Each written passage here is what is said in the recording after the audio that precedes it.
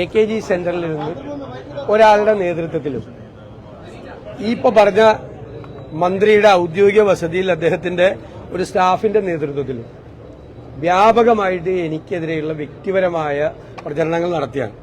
ഞാൻ ഡൽഹിയിൽ ചെന്നപ്പോൾ ഒരു മാധ്യമപ്രവർത്തകൻ, സീനിയർ മാധ്യമപ്രവർത്തകൻ എന്നോട് പറഞ്ഞു, താങ്കളാണല്ലോ സോഷ്യൽ മീഡിയയിൽ ഏറ്റവും കൂടുതൽ പ്രസൻസ് എന്ന്. ഞാൻ പറഞ്ഞു, ഞങ്ങൾ ചെയ്യുന്നതല്ല, നമ്മുടെ ശത്രുക്കൾ നമുക്ക് പ്രസൻസ് ഉണ്ടാക്കി തരുന്നതാണ്. ഏറ്റവും കൂടുതൽ ഡെയിലി ഒരു 20 കാർഡ് AKG സെന്ററിൽ നിന്നും ഒരു 10 കാർഡ് ഈ മന്ത്രിയുടെ അടുത്തും വരുവാണ്. എന്നെ ഇങ്ങനെ സഹായിക്കല്ലേ എന്നാണ് എന്റെ വിനയപൂർവ്വമായ അഭ്യർത്ഥന.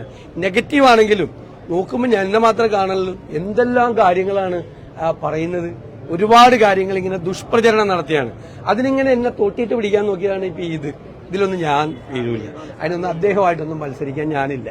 അദ്ദേഹം വലിയ ഒരാളാണ്. എനിക്ക് സംസ്കാരവും നിലവാരവും കുറവാണെന്നാണ് അദ്ദേഹം പറഞ്ഞത്. അദ്ദേഹത്തിന് വളരെയധികം സംസ്കാരവും നിലവാരമുള്ള ആളാണ് അദ്ദേഹം.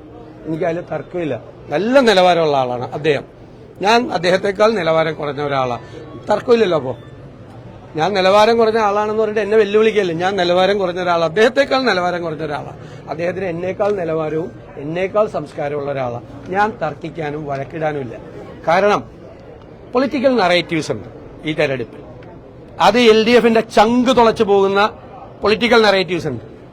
ആ സബ്ജക്റ്റിൽ നിന്ന് ഒരാളും വഴിതെറ്റിച്ചു കൊണ്ടുപോകാൻ നോക്കണ്ട. ആ സബ്ജക്ട് വന്നുകൊണ്ടിരിക്കുകയാണ്.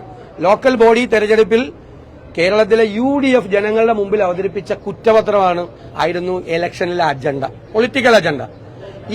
ഈ തെരഞ്ഞെടുപ്പിലും കേരളത്തിലെ പ്രതിപക്ഷം അവതരിപ്പിക്കുന്ന വിഷയങ്ങളായിരിക്കും ഈ തെരഞ്ഞെടുപ്പിലെ പൊളിറ്റിക്കൽ അജണ്ട. അതായിരിക്കും ജനങ്ങൾ ചർച്ച ചെയ്യാൻ പോകുന്നത്. അതിൽ നിന്ന് വഴിമാറ്റി കൊണ്ടുപോകാൻ വേണ്ടിയിട്ടാണ് ഈ തോണ്ടല്, പിച്ചല്, വലിക്കല്, തോട്ടിയിട്ട് വലിക്കല്. അതിലൊന്നും ഞങ്ങൾ വീഴൂല. പ്രതിപക്ഷ നേതാവേ, അങ്ങ് തന്നെ ഈ വഴിമരുന്നിടുന്ന പലതരത്തിലും പ്രകോപനം ഉണ്ടാക്കിയിട്ട് അങ്ങ് തന്നെ ഒരു പൊതുനിരത്തിൽ പൊതുജനസമക്ഷം വളരെ മോശം പദങ്ങൾ ഒരു പൊതുവിദ്യാഭ്യാസ മന്ത്രിക്കെതിരെ നടത്തിയത്. അതിനെ തുടർന്നൊക്കെ സ്വാഭാവികമായി കാർഡുകൾ വരില്ലേ? ഇതെല്ലാം ഞാൻ നിയമസഭയിൽ കൃത്യമായി മറുപടി പറഞ്ഞിട്ടുണ്ട്. വേറെ വല്ലതും ഉണ്ടോ? സ്വാഭാവികമായി പ്രതികരണം വരുമല്ലോ. സ്വാഭാവികമായി അതൊക്കെ പറഞ്ഞിരുന്നു. വേറെ എന്തെങ്കിലും ഉണ്ടോ? ഇല്ലല്ല.